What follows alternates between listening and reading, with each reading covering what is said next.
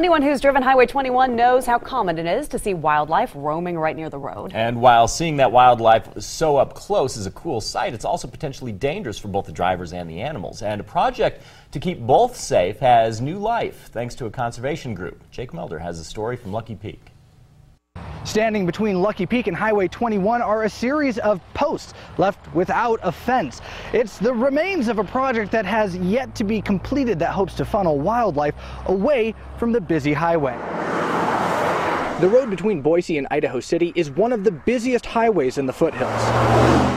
Not just for cars, but big game like deer and elk. Collisions between motorists and wildlife have been common, so to mitigate the problem, Fish and Game partnered with ITD to build a wildlife underpass. It's a benefit to drivers and human safety, as well as to conservation and sportsmen who don't want to see the waste of our big game animals on the highways like this. It's a simple idea. Make a path under the road animals can use to move around without crossing traffic.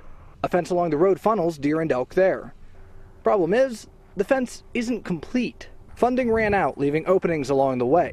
But thankfully, grant money from the Rocky Mountain Elk Foundation has filled the coffers to fill in the gaps.